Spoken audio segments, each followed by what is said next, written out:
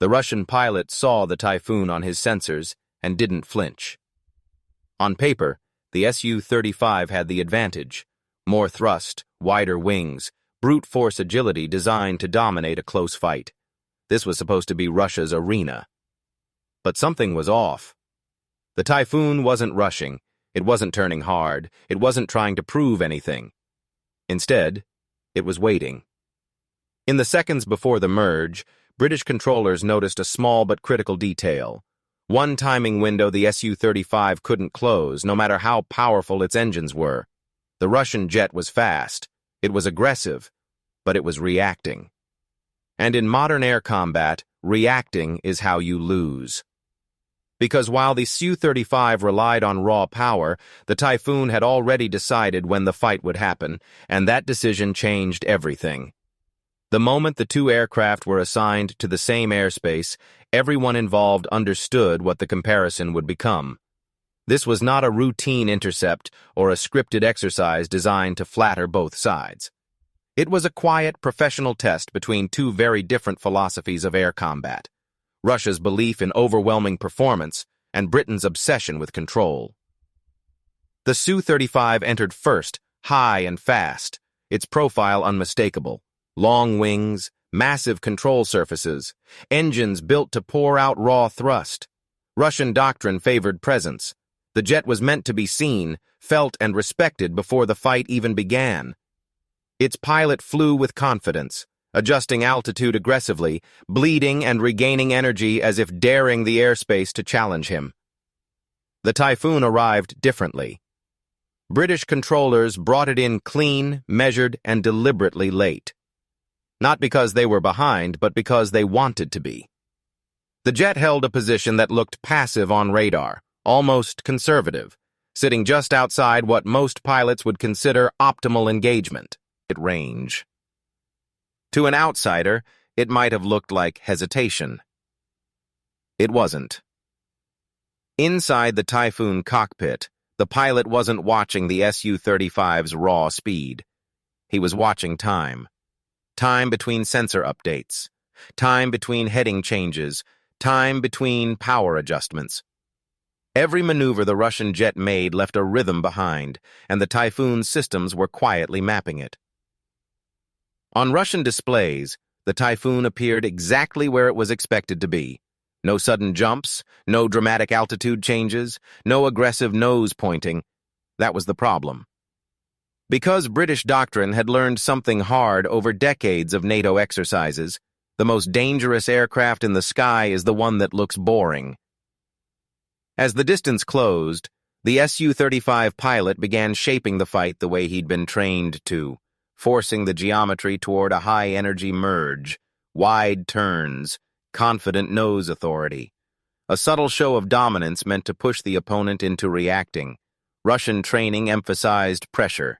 If you controlled the tempo with power, the other pilot would eventually make a mistake. But the mistake never came. Instead, the Typhoon adjusted its speed by fractions, not enough to trigger alarms, not enough to stand out. Each adjustment was timed to occur just after the Su-35 committed to a maneuver, not before. That delay mattered.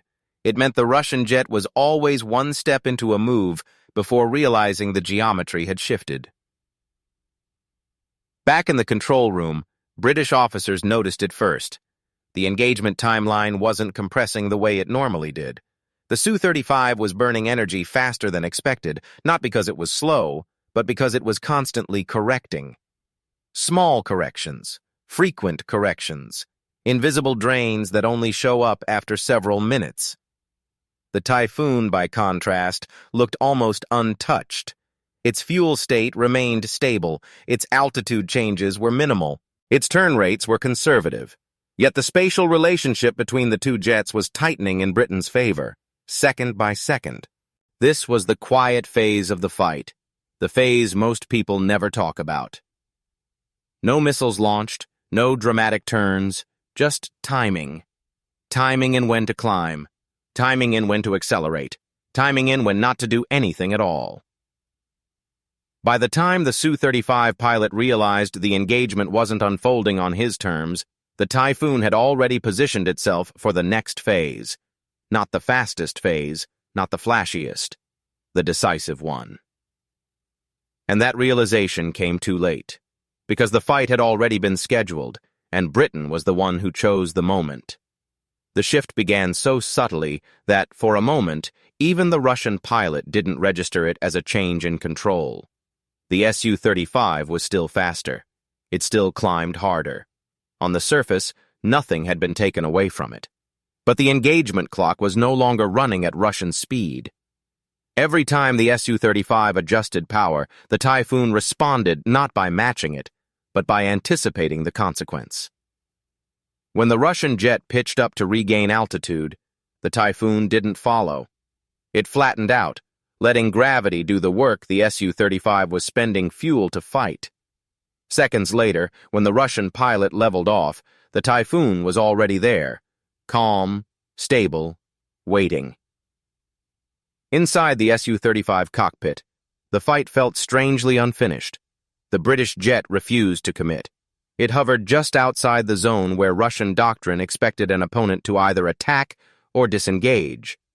That uncertainty forced decision-making. And decision-making under pressure burns energy faster than engines ever could. Russian training rewarded dominance at the merge, forced the opponent close, forced them to show intent.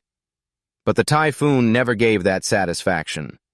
Its nose pointed just enough to signal awareness, never enough to provoke a decisive reaction. It was flying the airspace, not the enemy. On British displays, the picture was becoming clearer. The Su-35's maneuvers were beginning to repeat. Same climb angle, same turn radius, same throttle behavior after each correction. Patterns form when a pilot is managing power instead of controlling time. The Typhoon's systems flagged it instantly. That was the opening Britain had been waiting for. Rather than closing distance aggressively, the Typhoon widened laterally, stretching the geometry instead of tightening it. To the Russian pilot, it looked like an invitation to chase. The Su-35 responded exactly as expected, pushing forward, accelerating, asserting presence. But that move committed him.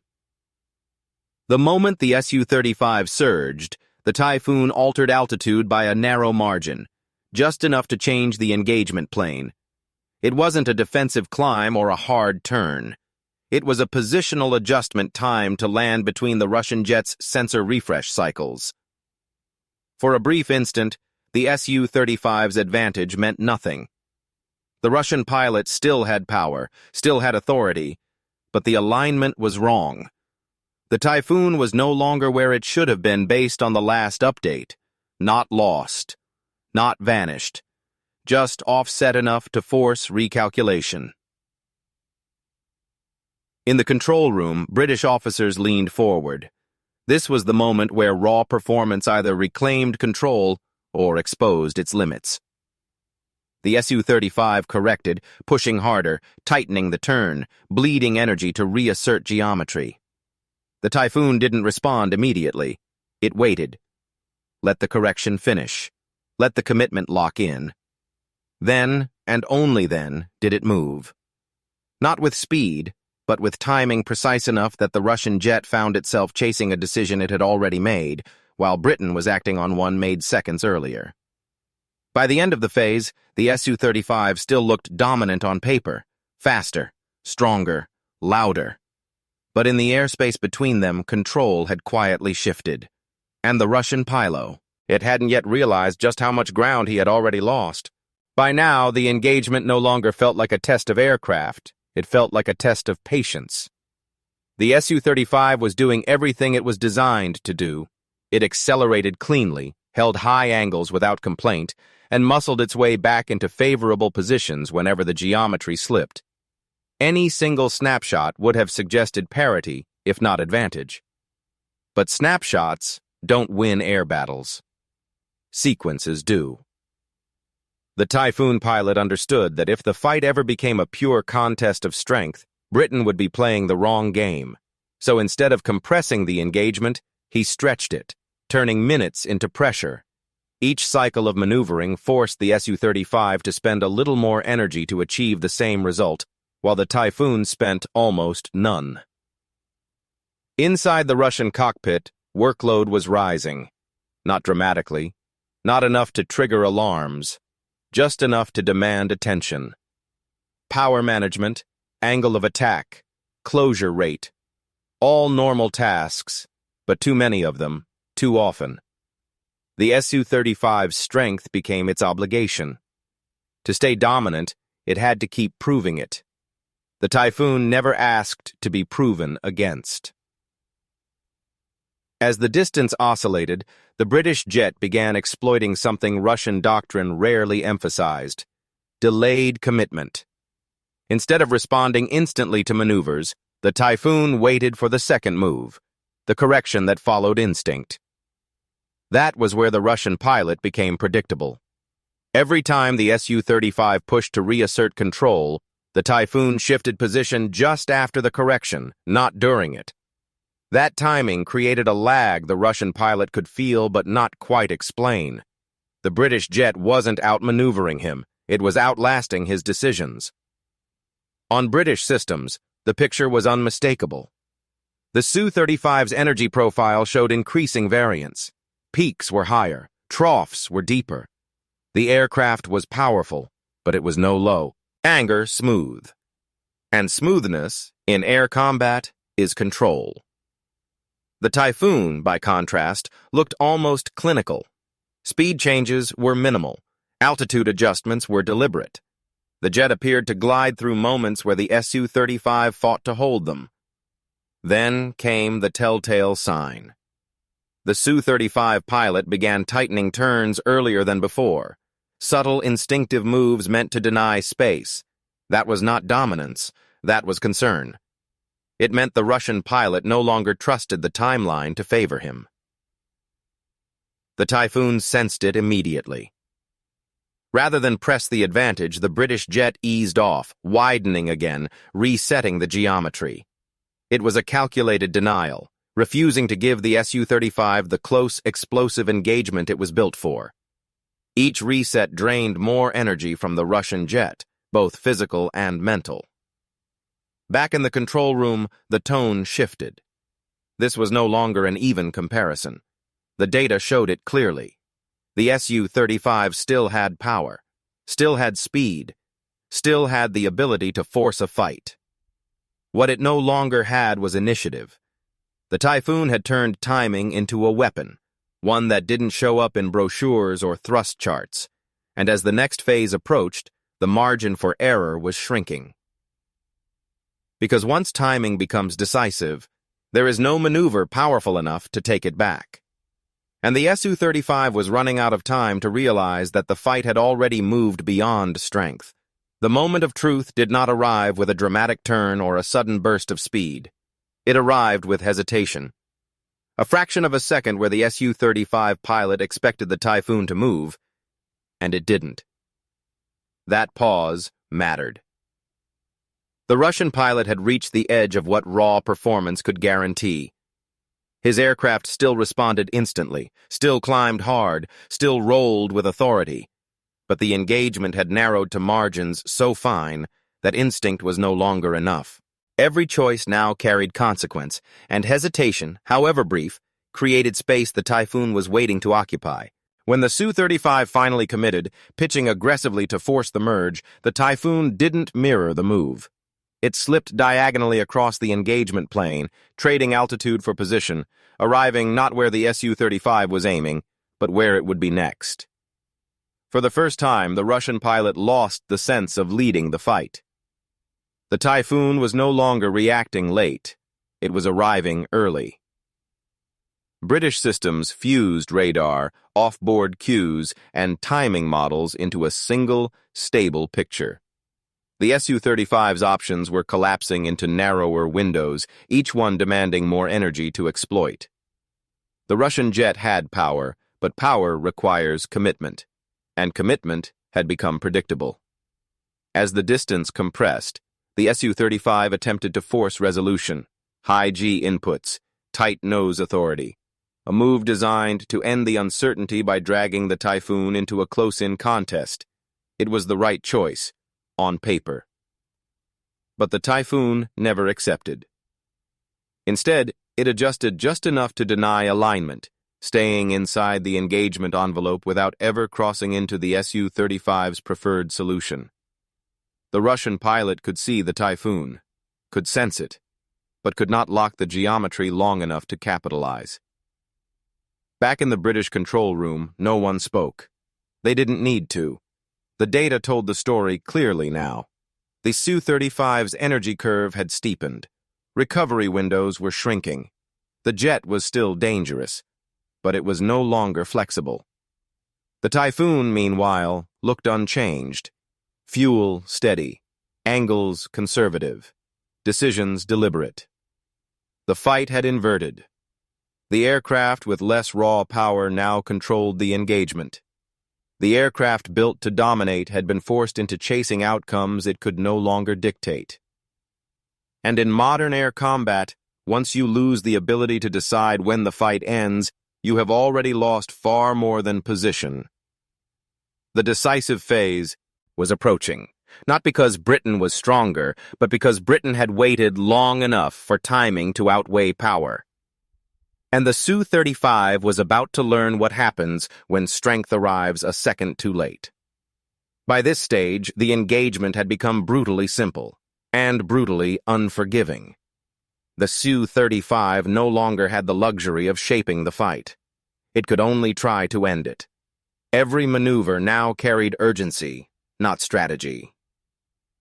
The Russian pilot pushed again, committing to a high-energy turn meant to collapse distance and force a solution before the margins disappeared entirely. It was a move built on confidence in thrust and control authority, confidence earned through years of flying an aircraft designed to dominate close combat. But timing does not respect confidence. The Typhoon had been waiting for this exact commitment, not the maneuver itself, but the moment it became inevitable. The instant the Su-35 crossed that threshold, Britain's solution unfolded, not explosively, but efficiently. Speed adjusted, angle refined, position claimed. For a brief, critical window, the geometry aligned in Britain's favor. No dramatic brake turn, no violent reversal, just alignment. Clean, calm, undeniable. The kind that only appears when one pilot is finishing a sequence and the other is starting one already completed in his head. In the control room, the picture crystallized. If this had been a live engagement, the window would have been enough. Not because the Typhoon was faster or stronger, but because it was already there. The Su-35 pilot felt it immediately. The fight he had been trying to force was no longer available. His aircraft still responded, still roared, still pulled, but every option now came with a cost he could not afford to pay in time. Power could no longer reset the engagement. Agility could no longer reclaim initiative. The Typhoon held position, denying escape without provoking desperation. It did not chase. It did not rush. It simply remained where the Su-35 did not want it to be. That was the final lesson. Air combat is not decided by who can do more. It is decided by who needs to do less. The Russian jet had arrived with power. Britain had arrived with patience, and patience, once it controls the timeline, leaves no room for strength to recover. The engagement ended without spectacle, no sudden victory, no dramatic breakaway, just quiet confirmation that timing, once mastered, turns power into a liability. And long after the jets separated, that truth remained far louder than any engine ever could. The disengagement came without ceremony. The Su-35 broke first, not because it was outmatched, but because there was nothing left to force. The Russian pilot still had power, still had authority, still had an aircraft capable of extraordinary performance. What he no longer had was a timeline that favored him. As the jets separated, the contrast was unmistakable. The Su-35 had worked hard for every position it gained. The Typhoon had simply arrived at the right ones. Back in the British control room, the conclusion was already clear.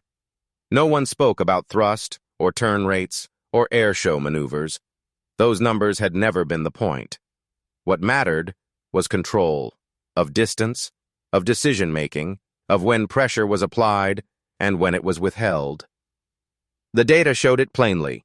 The Su-35's energy curve spiked and dipped. The Typhoons stayed flat.